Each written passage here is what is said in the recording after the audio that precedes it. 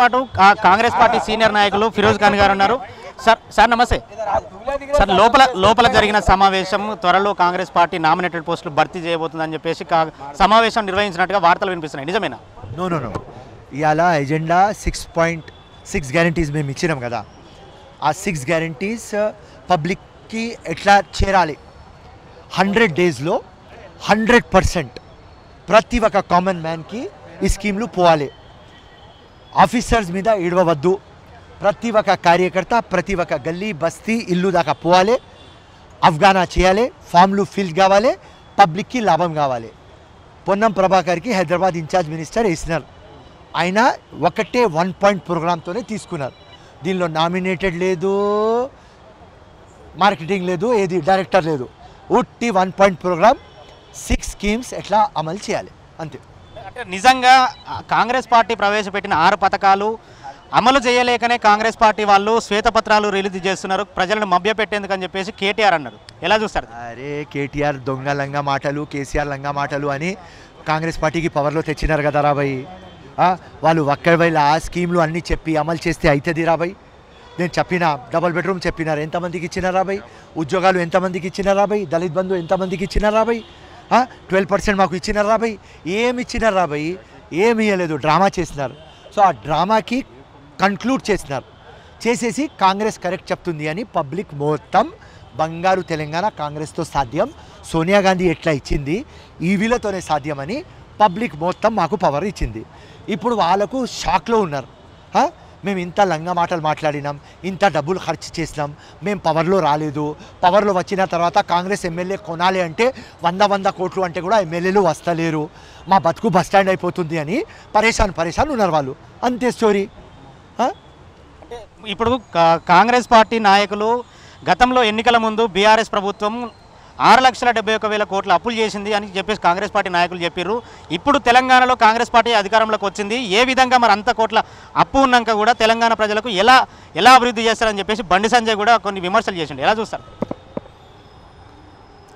Telangana surplus state, వీళ్ళు అప్పుల state చేస్తారు. అప్పుల డబ్బులు వీళ్ళ ఇంట్లో పోయింది, జనాలకి రాలేదు. ఒకవేళ అప్పులు చేసుకొని జనాలకి వచ్చిస్తే 100% బంగారు తెలంగాణ ఐది. కాంగ్రెస్ రాదు, హ్యాట్రిక్ సీఎం కేసీఆర్. వీళ్ళు దొంగతనం చేసుకొని ఆ మొత్తం డబ్బులు వీళ్ళ ఇంట్లో పోయింది కాబట్టి, వాళ్ళ ఇంటికి బంగారు చేసుకున్నారు కాబట్టి కాంగ్రెస్కి వేసినారు. తెలంగాణలో 2,70,000 crore రూపీస్ మన ఆమ్దని.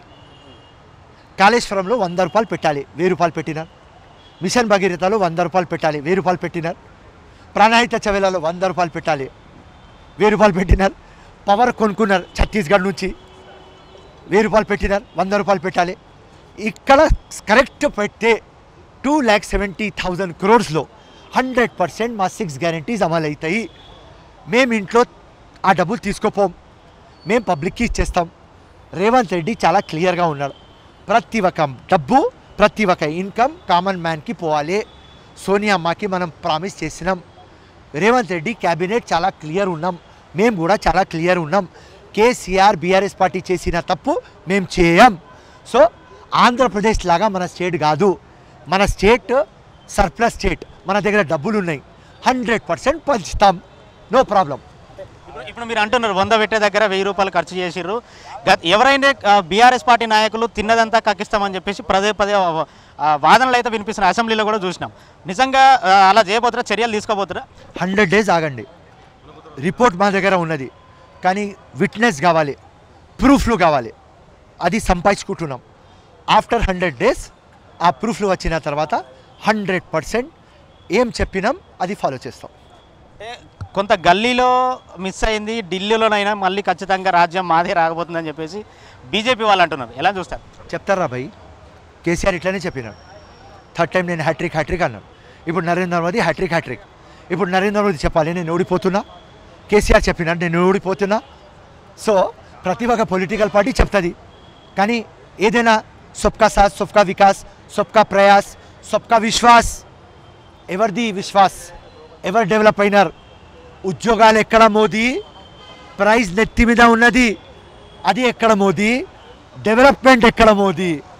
ఇది అడిగితే జవాబు ఉండదు. తెలంగాణలో బీజేపీ వాళ్ళు 17 స్థానాలు గెలుస్తామంటారు కదా. అమ్మం ఇంత కాన్ఫిడెన్స్ రా, ఎవరు చెప్పినారా భయ్ ఈ మాట? ఆయన పోయి కాలు మొక్కి అట్లాంటి ఒక 10% కాన్ఫిడెన్స్ నాకు కూడా ఇచ్చాయి. ఆ 10% కాన్ఫిడెన్స్ తీసుకొని నేను కూడా వారణాసి పోతా, నరేంద్ర మోదీకి ఓడగొడతా నరేంద్ర మోడీ మీద పోటీ చేయబోతున్నారు 100%. అరే వీళ్ళకు 17 సీట్స్ వీళ్ళకు వస్తే నేను నరేంద్ర మోదీ మీద కంటెస్ట్ చేసి నేను గెలవలేనమ్మా. 100% నేను కూడా గెలుస్తా. అంతే. జై హింద్, జై కాంగ్రెస్.